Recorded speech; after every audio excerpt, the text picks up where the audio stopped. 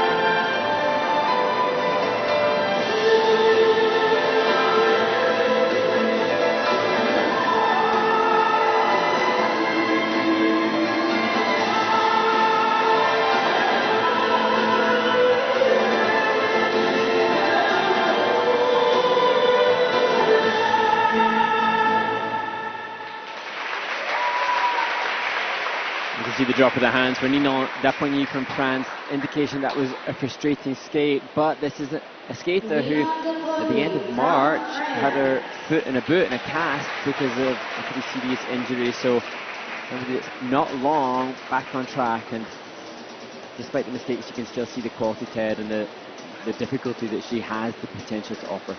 Yeah, she does. There's no question for these athletes that they get frustrated because they don't know. They're still pretty young. The time it takes to recover from such an injury to get back to peak form. They may be able to do the elements in practice. There's the triple lutz, a little bit on lean forward, but gets up into the double toe loop. That's a step out, but pretty good start. Here's the triple flip, big lean. 2 feet have to go down. She has to take the fall on that. There's the Salchow, pretty straight in the air, not too bad, gets the free leg back. comes around the corner, up into the double axel, and then up into the double toe loop. So you want those 3 jumps to flow across the ice, not go around in a tight circle. It's not going to give a very good quality score, the GOE, if you will. There's the double axel, interesting forward entry.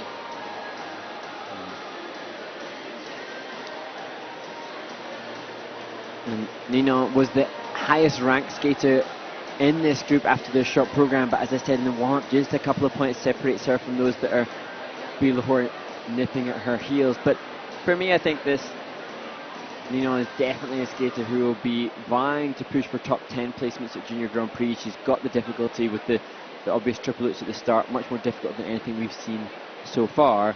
But I think each passing week for an athlete that's had such an injury will be so valuable in terms of improvements and progress. Yeah, she's a strong skater. She's a strong athlete, no question of that. Just lost some mileage, time on the ice, so it's just going to take her a little while to get back. Of course, young people are impatient. even old fossils like me get impatient from time to time. But you're a little wiser, so you realize, don't get impatient. Come on.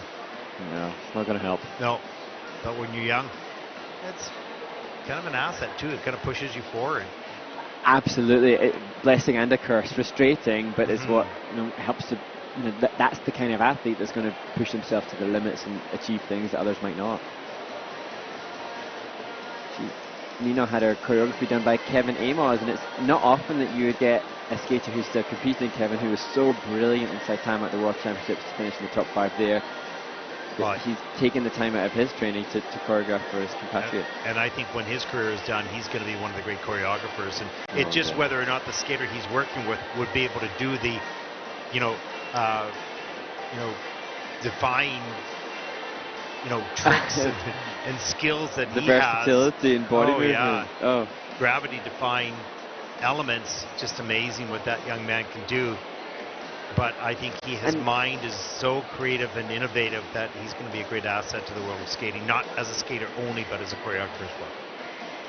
Too true, and great that he's inspiring this next generation already, even before he's left the competitive arena. Yes, the scores for Ninon is 66 points for the free program. That's second so far with a total competition score of 108.39. And that'll put Ninon currently in the first place.